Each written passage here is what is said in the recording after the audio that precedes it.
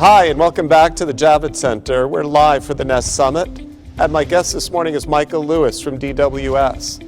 Michael, thank you so much for joining us today. My pleasure. Thanks for inviting me. Michael, when we talk about climate risk, I think the hard part for people to grasp is how does climate risk interact with the financial markets? Can you give us a little insight into DWS's thinking about this subject? Well, this has been a topic that we've been looking at for a very long time, but I think it came into the mainstream when the Bank of England Governor Mark Carney identified these links of climate change to financial stability. And he identified three buckets: liability risk, that is using the law courts to people who feel that they've had financial losses attributable to climate change. We then have physical climate risk, which the United States is incredibly exposed to in floods, storms, droughts, sea level rise. And then we have transition risk. Where is government policy going? Where is technology going? Where are consumer preferences changing? And so what investors are trying to do is trying to map these risks. So in a way, we're trying to, what we thought weren't risks are actually quite material risks from an investment perspective. So let me give you one example. You can have a hurricane, for example, going through the Western Atlantic, hitting Puerto Rico, and you have a large number of US pharmaceuticals industries and facilities located on that island, causing huge financial loss. Or you can look at transition risk and new technologies, making a huge revaluation event within the auto sector. So we're all trying to understand where are these risks and where are these opportunities so we can really position our investments in the best way. I really appreciate that explanation. How does one go about then measuring risk in a portfolio context? Well, this has evolved quite dramatically over the last few years. Back in the day, 4 or 5 years ago, lots of people used to do carbon footprinting. So what that meant was trying to identify where are the carbon concentrations in your portfolio, because presumably those are going to be the ones most vulnerable. Now that's sort of okay, but it really didn't help us when we have a storm or a flood or a wildfire. That's not going to really tell us which companies are at risk and which investments are at risk. So what's been interesting now, and in some ways there's good news, the data set is much more sophisticated. So when I look at transition risk, that is where the risks and opportunities from all this technology and government policy and consumer preferences, we've moved beyond footprinting and we've gone to something like 15 or 16 different types of methodologies to try and capture this risk. So this has been the challenge. What we do at DWS is we blend these approaches because we think each one has got something quite interesting to capture. And that's the sort of the way that we tackle it. It's evolving. I would say one of the big voids that we've seen over the last few years has been in terms of physical climate risk. We don't really have much data from companies. Where are the companies? Where are their facilities? Where are their customers? Are they in flood zones? Are they in drought areas? Are they vulnerable to extreme weather storms? This is the sort of information we need. And this is one area that really needs to get much better so we can have the appropriate data to map those physical climate risks as well as the transition risk, which is a little bit more developed.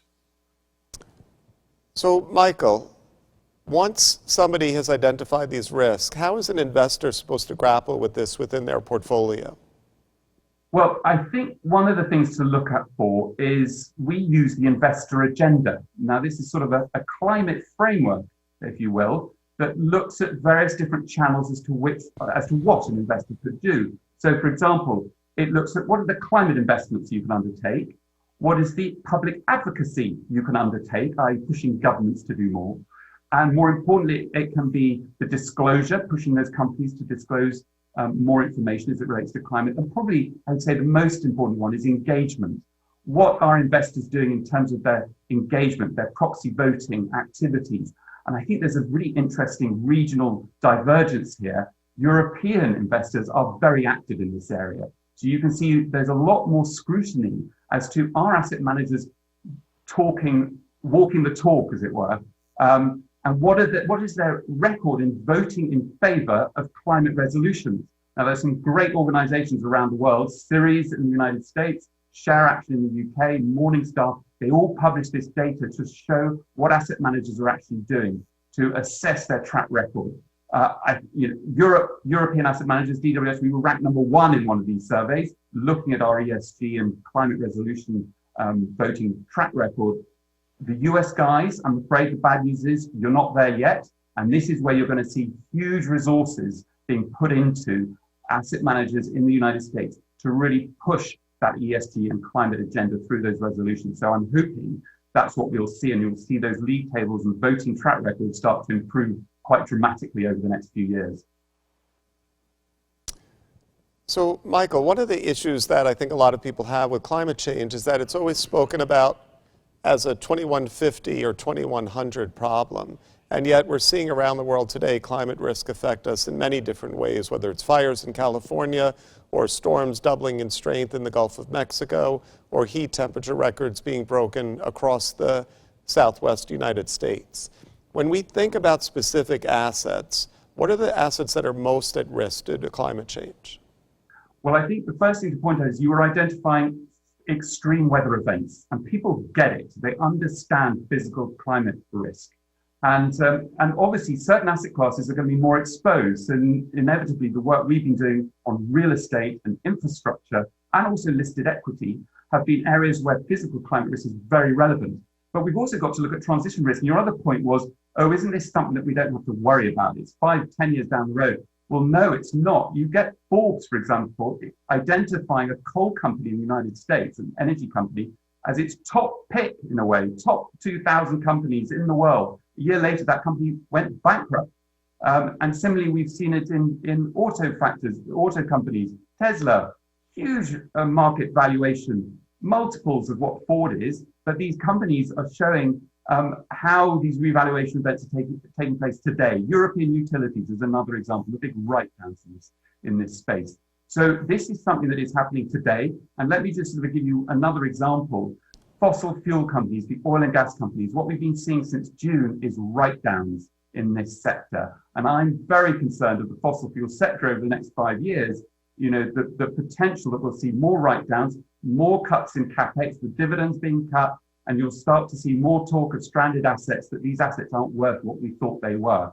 And, you know, for a fixed income investor, you know, are those bond payments at risk? You know, these are sort of a very tangible risks that we face. And it's spanning, as you say, the physical events and extreme weather events, we can see them. But I think these transition risks, people think they're hidden, but they've actually been going on for quite a number of years and likely to accelerate, in our view, as technology accelerates. And potentially federal, but more likely in the US, provincial state legislation starts to accelerate in this area. Michael, is there any way we could leave our audience with some positive notes, though? I mean, with everything going on with climate change, are there positive or optimistic signs that we're seeing in the capital markets? Well, I put optimism based on three things. I put it on technology, I would put it on government action, and us as individuals. Now, technology, I am very optimistic. We've seen huge advances in technology, and this isn't just a sort of a renewable story anymore. This is affecting all the energy systems, our transportation systems, our food systems. This is spreading across all parts of the economy. And I think one of the critical things to remember is we've got an opportunity here. Europe, we're all talking about green deals, and you're talking about that a little bit over in your part of the world. And we're seeing a lot more acceptance that if you want to create jobs, climate action investments are the best way to do it. There are multiple multiplier effects actually focusing on these energy efficiency sectors. So I'm really optimistic on technology. Government policy, you know, it's a little bit hot and cold depending on where you look. But I do think there are certain parts of the regions that are responding. And in terms of us as individuals changing, well, I think, you know, if there's an optimism of this pandemic, we are looking at new ways of how we live, how we work, and how we interact and value nature. So I think mindsets are changing. So hopefully those three things coming together, I think could provide a lot more optimism that we can actually sort this problem out, because it is hitting us right in the front door of our investments at the moment. So, Michael, climate change is a risk and an opportunity in some cases from the financial markets viewpoint, at least. Can you just give us a little bit of sense of both sides of that coin and how DWS looks at financial instruments? Yeah, so I mean, one good example is when you try and map climate risk, you suddenly find within a sector like industrials, a huge range of different players within that market. You've got at one end, the marine transportation and the airlines, which are heavily exposed to what's going on climate risk. They have very high polluting business models, and they really do need to change quite dramatically. And those pose quite a lot of risk for holding those investments over the next 5 to 10 years. But within that same sector, you can move along and you can see companies operating in building materials, energy efficiency, which actually offer incredible sort of gold nuggets of investment opportunities. So I think this is why it's dangerous to sort of exclude all sectors. You know, sector exclusions is something that people talk a lot about.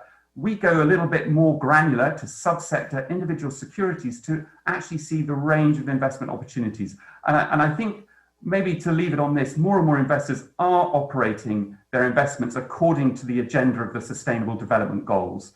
They're looking at where public policy is going and making sure that their investments on the right side of that public policy and those Sustainable Development Goals. So I think this framework of the SDGs will become more important. It is something that we are at DWS embedding into how we look at our investments, as well as norm-based screens. And let's not forget, COVID has really raised this, not just this environmental issue, but this social issue as well. And for us, corporate reputation is incredibly important, and how corporates are looking after their employees, their contractors, and their clients and their customers. And so I think that is another area that I think this pandemic has raised a lot more interest in the social aspects of what companies are doing. Just to finish, I think it's Sunday, it's the 50th anniversary of Milton Friedman's famous article that all companies have to do is make profit. We think that is entirely wrong. That Friedman paper, I think, was written in the days of politics and the Cold War. What we're seeing is corporates play a much bigger role than just being at the service of their stockholders. They have a much broader responsibility, and that's what we're seeing emerge and will increasingly emerge over the next few years. I want to thank Michael Lewis and DWS for joining us live at the Javits Center for the Nest Summit. Thank you, Michael. Thank you very much.